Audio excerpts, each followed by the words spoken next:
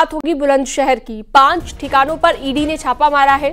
Property dealer coloniser Sudhir Goyal के करीबियों के घर पर ईडी ने छापेमार कार्रवाई की है। ईडी के अधिकारी कर्मचारी कोतवाली नगर स्थित एक गन हाउस संचालक के घर पर पहुंचे, छापेमारी की। सुधीर गोयल के करोड़ों रुपए के कारोबार में मनी लॉन्ड्रिंग एंगल को ईडी ने खुद इसका नोटिस लिया है और जेल में बंद है सुधीर गोयल, उसकी पत्नी, बेटा और एक साथी।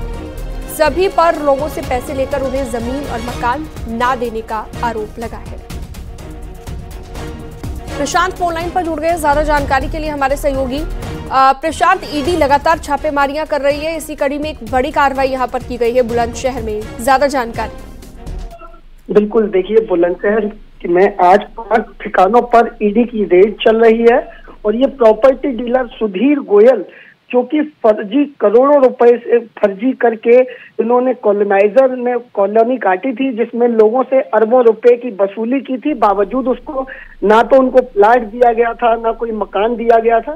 जिस मामले में अब ईडी के आलाधिकारी 5 ठिकानों पर छापेमारी कर रहे हैं और जो सुधीर गोयल के करीबी बताए जा रहे हैं उनके सभी के ठिकानों पर छापेमारी की जा रही है, जिसमें व्यापारी नेता नीरज जिंदल और बंदूक वाले जो टीटू गन हाउस है उनके घर छापेमारी की जा रही है। साथ ही अन्य लोगों के घर भी छापेमारी की जा रही है। लगातार ये छापेमारी है और ईडी के जो अधिकारी अभी फिलहाल कुछ मामले तैयार नहीं है, लेकिन लगातार जो अरबों रुपए की मनी लॉन्ड्रिंग का जो मामला सामने आया था, जिसके बाद ईडी पूरे मामले की जांच अब ईडी को सौंप दी गई थी, जिसके बाद अब ईडी आज छापेमारी करने के लिए बुलंदशहर पहुंची है और 5 ठिकानों पर लगातार छापेमारी की जा रही है और जो दस्तावेज हैं उन्हें खंगाला जा रहा है। साथ ही उनकी संपत्ति का ब्यौरा लिया जा रहा है और लगातार उनसे पूछताछ भी चल रही है और सभी के मोबाइलों को ईडी ने जब्त कर लिया है और लगातार पूरे परिवार से पूछताछ की जा रही है और ये ईडी की 5 ठिकानों पर छापेमारी की जा रही है। ठीक है, बहुत शुक्रिया तमाम जानकारी के लिए आपका प्रशांत कुमार।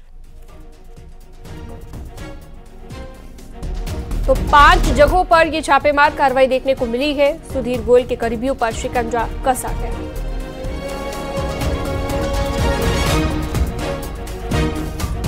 आगे बढ़ते हैं लखीमपुर खीरी से अगली खबर। कोयले का धुआं बना काल। दम घुटने से 2 बच्चों की मौत हो गई है। दंपत्ति गंभीर रूप से घायल हुआ है और गंभीर हालत में जिला अस्पताल दंपत्ति को भर्ती कराना पड़ा है। मैलानी कस्बे का ये पूरा मामला बताया गया।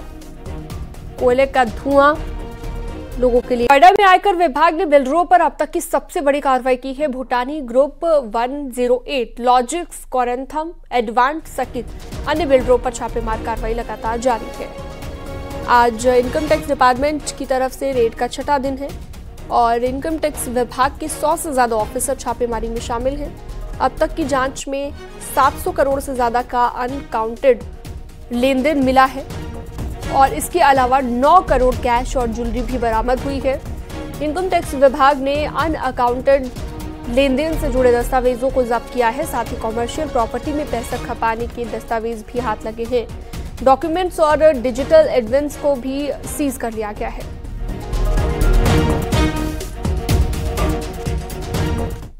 दिल्ली एनसीआर में आयकर विभाग की अब तक की सबसे बड़ी कार्रवाई, 6ठे दिन भी आयकर रेड जारी है। आपको बता दें, लॉजिक्स बिल्डर, ग्रुप 108, भूटानी ग्रुप और इसके अलावा कई अन्य बिल्डरों पर शिकंजा कसा गया। लगातार टैक्स चोरी की शिकायतें मिल रही थी और उसके बाद अब ये छापेमारी की गई है।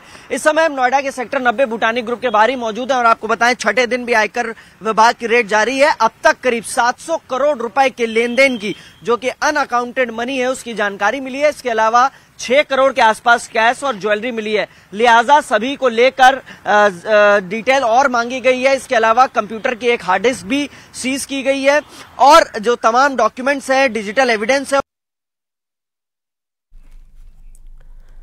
कानपुर के हृदय रोग संस्थान में इको जांच के लिए पहुंची 13 साल की किशोरी से छेड़खानी का आरोप लगा है। बच्ची के परिजनों ने छेड़खानी का आरोप इको करने वाले एक कर्मचारी पर लगाया है। परिजनों की शिकायत पर संस्थान के निदेशक ने संज्ञान लेते हुए पूरे मामले में एक कमेटी का गठन कर दिया है। महिला उत्पीड़न कमेटी की अध्यक्ष प्रोफेसर माधुरी से 48 घंटे में रिपोर्ट मांगी गई है। कमेटी सीसीटीवी फुटेज की भी जांच कर रही है।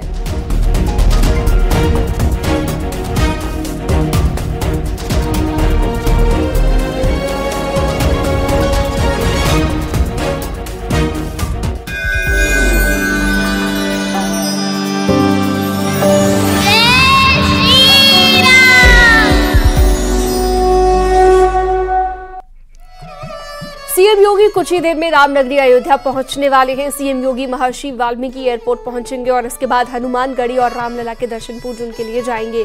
पूजा के बाद मुख्यमंत्री अमानीगंज सहित कई जगहों पर जाकर तैयारियों का भी जायजा लेंगे और दोपहर 1 बजे सीएम सर्किट हाउस में वन विभाग और नगर विकास की प्रदर्शनी करेंगे और दोपहर 2 बजे विकास कार्यों और कानून व्यवस्था की समीक्षा करेंगे।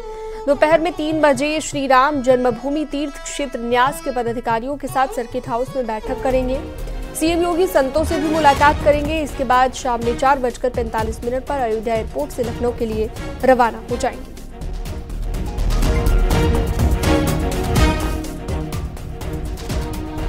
तो संतों से भी मुलाकात करेंगे सीएम योगी और अभी थोड़ी ही देर में माना जा रहा है कि अयोध्या पहुंच जाएंगे। उत्तर प्रदेश के मुख्यमंत्री योगी आदित्यनाथ हनुमानगढ़ी और रामलला के दर्शन पूजन करेंगे, तैयारियों का जायजा लेंगे।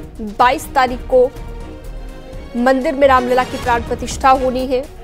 भव्य मंदिर में गर्भगृह में विराजमान कर दिया जाएगा रामलला की मूर्ति को और इस बीच तैयारियां जो लगातार चल रही हैं उनका जायजा लेने के लिए पहुंचे हुए हैं सीएम योगी और पहुंचेंगे दोबारा से। हालांकि ये पहले की तस्वीरें हैं जब सीएम योगी पहुंचे थे। लगातार वो समीक्षा कर रहे हैं, लगातार जायजा ले रहे हैं किस तरह की तैयारियां चल रही हैं और इसी बीच आज भी तैयारियों की समीक्षा करेंगे, जायजा लेंगे सीएम योगी आदित्यनाथ। तो टेंट सिटी का भी निरीक्षण करने वाले हैं। संतों से भी मुलाकात यहां पर रहेगी सीएम योगी आदित्यनाथ की। केबी शुक्ला फोनलाइन पर जुड़ गए हैं ज्यादा जानकारी के लिए। केबी शुक्ला, क्या जानकारी मिल रही है, कितनी देर में सीएम योगी पहुंच सकते हैं अयोध्या?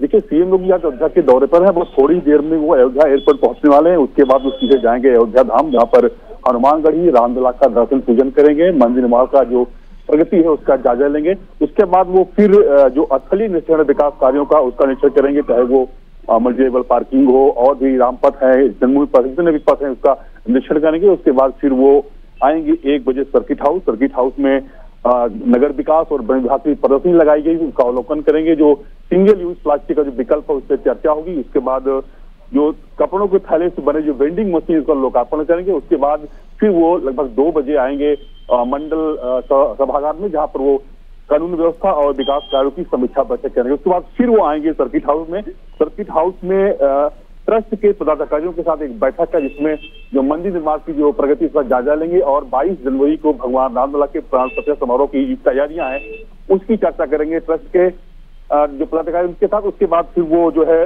सर्किट हाउस में संतों से मुलाकात है। उसके बाद लगभग 4:45 पर वो अयोध्या एयरपोर्ट से लखनऊ के रवाना हो जाए। कुल मिलाकर लगभग 4.5 घंटे सीएम योगी अयोध्या में रहेंगे। जी बिल्कुल, और संतों से भी मुलाकात रहने वाली है सीएम योगी की यहाँ पर। केबी शुक्ला जी, सर्किट हाउस में ही जब वो ट्रस्ट के जो पदाधिकारियों के साथ जब बैठक समाप्त हो जाएगी तो सर्किट हाउस में वो संतों के साथ बैठक करेंगे। वहां कुछ चुनिंदा संत हैं, उनसे मिलने आएंगे, उनसे चर्चा करेंगे, प्राण प्रतिष्ठा समारोह को चर्चा करेंगे। उसके बाद फिर वो लगभग 4:45 पर वो अयोध्या एयरपोर्ट से भी लखनऊ के रवाना होंगे। ये उनका आज का दौरा के कार्यक्रम है, जो लगभग बस सीएम योगी पहुंचने ही वाले अयोध्या है और वो महर्षि वाल्मीकि एयरपोर्ट पर उतरेंगे। हालांकि जिस तरह से देखा जा रहा है उनके दौरे लेकर पूरी तैयारियां कर ली गई है। जिला प्रशासन लेकर जितने भी मंत्री संबंधित है, वन विभाग के और नगर विकास के सब मंत्री यहाँ पहुंच चुके हैं। जी, सीएम योगी के अलावा कौन कौन मौजूद इस वक्त रहने वाला है सीएम योगी के साथ? देखिए, वन विभाग के मंत्री अरुण कुमार सक्सेना वो पहुंच चुके हैं, नगर विकास मंत्री AK शर्मा वो पहुंच चुके हैं, जो यहाँ के प्रभारी मंत्री हैं कृषि मंत्री सूर्य प्रताप शाही वो पहुंच चुके हैं। इसके अलावा जो बड़े अधिकारी हैं लखनऊ के वो भी सब वहां पहुंच चुके हैं। तो कुल मिलाकर जो बैठक होने वाली है उस बैठक में विकास कार्यों के साथ साथ 22 जनवरी को होने वाले रामलला के जो प्राण प्रतिष्ठा समारोह है उसकी तैयारियों का जायजा बिल्कुल तैयारियों का जायजा लेंगे। आप नजर बनाए रखिएगा। केबी शुक्ला, तमाम जानकारी देने के लिए आपका बहुत शुक्रिया।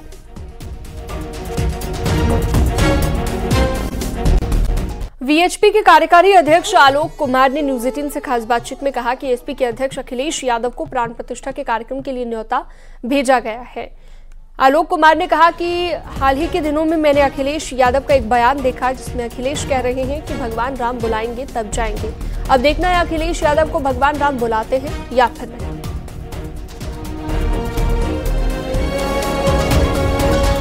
मैंने पहले उनका ये बयान पढ़ा था कि बुलाएंगे तो जाएंगे, तो बुलाया है। और अब मैंने ये बयान पढ़ा कि राम जी बुलाएंगे तो जाएंगे। तो अब मैं इस बात की उत्सुकता से इंतजार कर रहा हूं कि समाजवादी पार्टी को और उसके अध्यक्ष को राम जी बुलाते हैं या नहीं बुलाते हैं। नहीं बुलाएंगे तो फिर वहां की जनता को भी स्पष्ट हो जाएगा कि राम जी नहीं चाहते। लखनऊ में एसपी ऑफिस के बाहर होर्डिंग लगी है और होर्डिंग में लिखा है, आ रहे हैं हमारे आराध्य प्रभु श्री राम। सपा के पूर्व प्रदेश सचिव आशुतोष सिंह ने यह होर्डिंग लगवाई हुई है।